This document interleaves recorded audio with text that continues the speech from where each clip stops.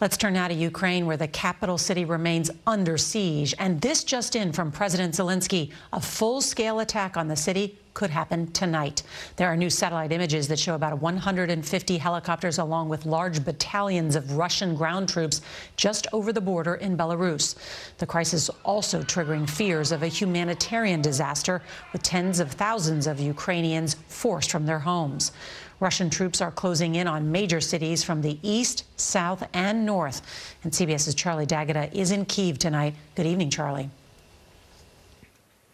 Good evening, Nora. In a national address, the Ukrainian president warned that tonight will be the hardest battle. We've heard a number of powerful explosions tonight, the worst yet.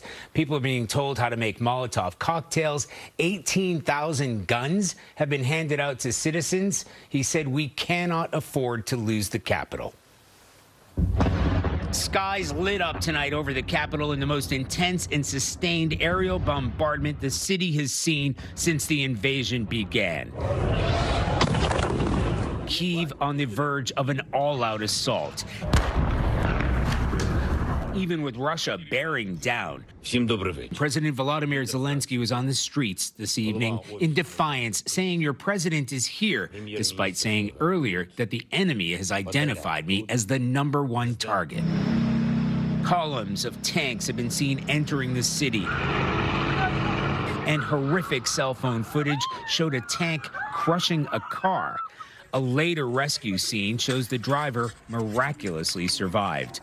Russian troops are tightening the noose on Kyiv after going on the attack against Ukrainian forces on multiple fronts across the country. Fierce fighting in Kharkiv, Russian soldiers capturing the Chernobyl nuclear power plant site, accused of taking hostages. The situation has become so desperate, Ukrainian TV has broadcast instructional videos showing people how to make Molotov cocktails, with the Ukrainian military unable to stop Russian forces. The government has called on men between 18 and 60 to stand and fight. At a location we can't show for security reasons we visited today, men were lining up to join. They're not hundreds of volunteers, but thousands. In fact, they don't have enough guns to go around. The commander did not want to be identified. Do you have enough weapons?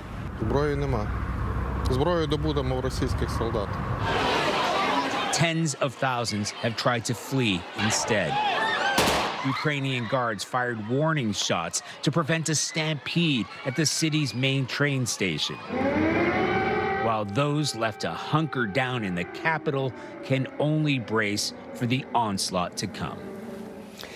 After moving at lightning speed when the invasion first began, the Russian advance has been bogged down. Ukrainian forces are not going down without a fight. And the man we spoke to today vowed to fight to the end to stop Russian troops from taking over this city. Nora? Charlie D'Agata in the capital with that incredible reporting. Thanks.